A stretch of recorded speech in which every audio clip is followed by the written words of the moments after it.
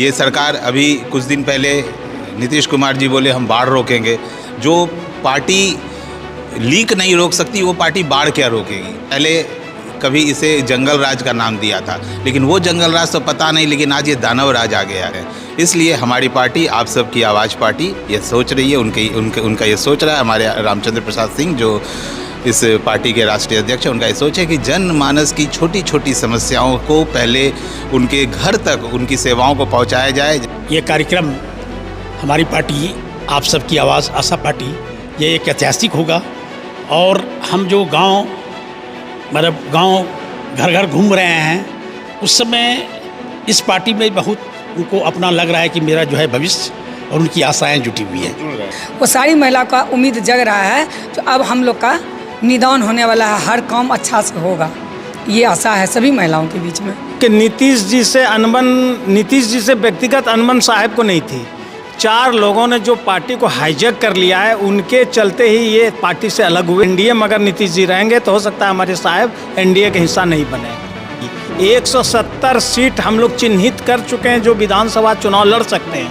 170 अथवा भी शुरुआत हुई थी 2 सीट से, तो पार्टी मेरी छोटी नहीं है। जदयू भी इसी तरह शुरुआत हुआ था, और जदयू के ही सारे लोग सारे पदाधिकारी इस पार्टी में है। नहीं, आने वाला विधानसभा में बिना आरसीपी की कोई सरकार बिहार में बनने नहीं जा रही है। ये बातें आप लिख लीजिए। विगत 10 वर्षों में 25-30 वर्षों में क्या काम हुआ? एक ढंग का रोड अगर कहलगांव में नहीं बन सका तो उसको क्या डेवलप करिएगा? डेवलप एकदम नहीं हुआ कहलगांव में। बिहार में इसी साल में विधानसभा के चुनाव होने हैं, लिहाजा सभी सियासी दल अपनी अपनी जुगत को फिट करने में लगी हुई है। चाहे पार्टियां छोटी हो या बड़ी हो, सभी जनता के बीच पहुंच रही है, उसे भरोसा दिला रही है कि बदलाव हम लाएंगे। आरसीपी सिंह जो जदयू के कल तक एक प्रमुख चेहरा माने जाते थे, बाद में भारतीय जनता पार्टी में शामिल हुए, लेकिन अब जाकर उन्होंने एक आशा पार्टी बना ली और फिर चुनावी मैदान में कूद पड़ने का दावा भी कर रहे हैं। आशा पार्टी के तमाम पदाधिकारी हैं, जिसमें राष्ट्रीय महासचिव हंसल सिंह भी हैं। उसके अलावा विधानसभा प्रभारी जयकांत साहब हैं जो कि प्रदेश के उपाध्यक्ष हैं। हंसल सिंह पहले से कहलगांव के विधानसभा के प्रभारी भी हैं। उसके अलावा जो जिला के अध्यक्ष हैं वो लोग भी शामिल हैं। और वो बहुत अच्छा प्रोग्राम है, कार्यकर्ता का सम्मेलन है और लगभग 5000 लोगों की भीड़ यहाँ जुटने वाली है जी। अच्छा, आरसीपी सिंह ने अब अपनी पार्टी बना ली है और लोगों को भरोसा भी दिला रहे हैं कि नहीं, बदलाव हम लाएंगे। पार्टियां छोटी है, चूँकि संघर्ष अधिक है। अब ऐसी सूरत में आप अपने क्षेत्र के लोगों को बताइए, बिहार के लोगों को बताइए, खासतौर से कहलगांव विधानसभा के क्षेत्र के लोगों को बताइए कि पार्टी का विजन क्या है, क्या भविष्य में किसी तरह का कोई अलायंस होने वाला है, तमाम चीज़ों पर प्रकाश डालिए। देखिए, पार्टी 2005 से 2010 तक आरसीपी बाबू का कार्यकाल जो नीतीश कुमार मुख्यमंत्री थे, जो शासन चली, तो वो आरसीपी सिंह की देन है। उसी को आप देख लीजिए, आप खुद समझ जाइएगा आरसीपी सिंह क्या है। और जहाँ तक कहलगांव की बात है, कहलगांव में विगत 10-15 वर्षों में कोई काम नहीं हुआ। मैं जिस गांव में जाता हूँ वहाँ के लोग बोलते हैं कि मुझे बदलाव चाहिए, और इस बार आपका कहलगांव बदलाव के लिए तैयार है। और आप सबकी आवाज़ राष्ट्रीय आशा पार्टी का झंडा इस बार कहलगांव में बुलंद होने जा रहा है। क्या भविष्य में वहाँ से उम्मीदवार आप हो सकते हैं? बिल्कुल उम्मीदवार हैं। पार्टी ने हमें ग्रीन सिग्नल भी दे दिया है और मैं उम्मीदवार हूँ, और मैं प्रचार प्रसार में भी जुट गया हूँ। सर, आप बताइए, पार्टी को लेकर के आज आपने प्रेस वार्ता भी किया है और पार्टी के विचारों से अवगत भी करवा रहे थे। पार्टी का थीम क्या है, कि किस तरह का आइडियोलॉजी? सबसे पहले मैं अपना परिचय देता हूँ। मैं कन्हैया सहाय, प्रदेश उपाध्यक्ष। पार्टी का जो थीम है और पार्टी की जो विचारधारा है, सबसे पहले जो छोटे छोटे जनमानस की जो छोटी छोटी समस्याएं हैं उससे निवारण, ये पार्टी की सबसे प्रमुख विचारधारा में एक है। आज हम लोग के बच्चे, जो छोटे बच्चे हैं या जो प्रतियोगी परीक्षाओं के बच्चे जो हैं, वो बहुत मेहनत से तैयारी करते हैं। गांव से जाकर के राजधानी पटना या दिल्ली में जाकर तैयारी करते हैं, और यहाँ पे एक तो एग्ज़ाम नहीं होता, एग्ज़ाम होता है तो पेपर लीक। तो एक तो पेपर लीक की ये सरकार हो गई है। ये सरकार अभी कुछ दिन पहले नीतीश कुमार जी बोले हम बाढ़ रोकेंगे। जो पार्टी लीक नहीं रोक सकती वो पार्टी बाढ़ क्या रोकेगी। सबसे पहली बात तो ये है। दूसरी बात ये है कि जो सड़कें की हालत या भ्रष्टाचार, पहले कभी इसे जंगल राज का नाम दिया था, लेकिन वो जंगल राज तो पता नहीं, लेकिन आज ये दानव राज आ गया है। अधिकारी के हाथ में शासन चला गया है, नेता और कार्यकर्ता की कोई सुनता नहीं, जनप्रतिनिधि अपने आप को बेबस मान के बैठे हैं। इसलिए हमारी पार्टी आप सबकी आवाज़ पार्टी ये सोच रही है, उनका ये सोच रहा है। हमारे रामचंद्र प्रसाद सिंह जो इस पार्टी के राष्ट्रीय अध्यक्ष हैं, उनका ये सोच है कि जनमानस की छोटी छोटी समस्याओं को पहले उनके घर तक उनकी सेवाओं को पहुंचाया जाए, जैसे कि जो भी प्रमाण पत्र होता है जिसके लिए चक्कर लगाना पड़ता है ऑफिस का, तो इन सब चीज़ों के लिए जहां भ्रष्टाचार की जननी है, भ्रष्टाचार एक पेड़ नहीं बल्कि ये झरना है जो ऊपर से लेकर नीचे आता है, ये नीचे से ऊपर नहीं जाता। तो ऊपर की समस्याओं पर जब इसको ख़त्म करेंगे तो हम लोग भी इससे आगे बढ़ेंगे। तो हमारी पार्टी का ये स्लोगन है, जब आशा की सरकार होगी बिहार में तो खुशहाली होगी बिहार में। धन्यवाद। अच्छा, आरसीपी सिंह की शायद ये दूसरी या तीसरी यात्रा भागलपुर हो रही है। चूँकि सांगठनिक रूप से आप अध्यक्ष हैं जिला के, कार्यक्रम को सफल बनाने के लिए कुछ ब्लूप्रिंट आपने तैयार किया? हाँ, हमारे जितने भी पदाधिकारी हैं सारे के सारे बहुत मेहनत कर रहे हैं और कम से कम 7 से 8 हज़ार आदमी आएंगे इस कार्यक्रम को देखने के लिए, सुनने के लिए। और जो सर का थीम है उस हिसाब से हम लोग गांव-गांव हर समाज में जा कर के बता रहे हैं, हमारी सारी टीम जा कर के बता रही है। आप विधानसभा के प्रभारी हैं, प्रदेश के उपाध्यक्ष भी हैं और इत्तेफाक से आप ही के यहाँ कार्यक्रम भी कल 25 अप्रैल को होने वाला है, माफ़ कीजिएगा।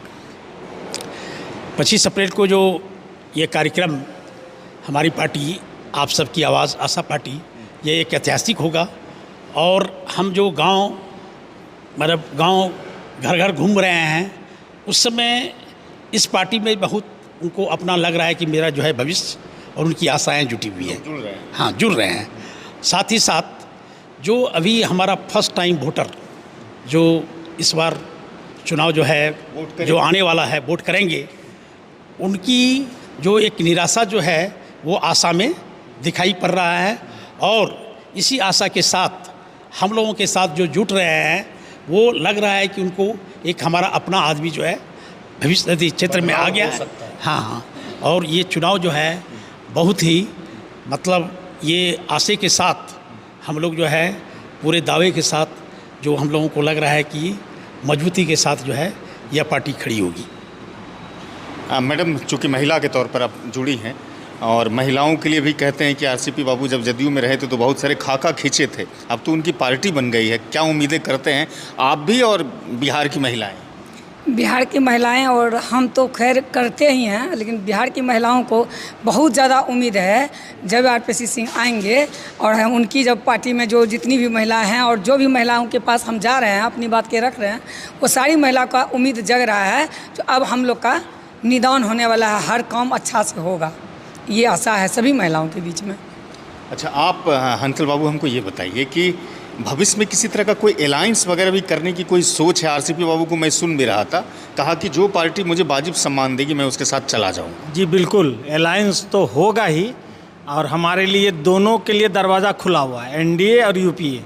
अब जो अधिक सम्मान देगा हमारे राष्ट्रीय अध्यक्ष को, उसके साथ हम लोग जाएंगे, लेकिन ये निश्चित है कि हम लोग का अलायंस होगा। अच्छा, नीतीश कुमार के साथ आरसीपी बाबू की बहुत खटपट भी हुई है। नीतीश बाबू एनडीए के हिस्सा रहे हैं, अगर एनडीए आमंत्रण आपको देता है, निमंत्रण देता है, तो नीतीश बाबू के साथ घटक दल में रहेंगे, काम कर पाएंगे? देखिए, नीतीश जी से व्यक्तिगत अनबन साहब को नहीं थी।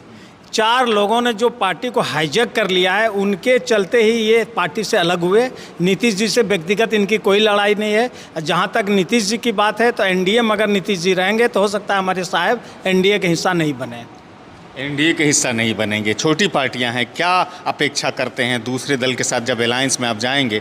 कुल कितनी सीटों की आप लोग कुछ रूपरेखा खींच रहे हैं? देखिए, जिस रफ्तार से आरसीपी बाबू अभी दौरा कर रहे हैं प्रदेश में, अब ये पार्टी छोटी नहीं रही। 170 सीट हम लोग चिन्हित कर चुके हैं जो विधानसभा चुनाव लड़ सकते हैं, 170।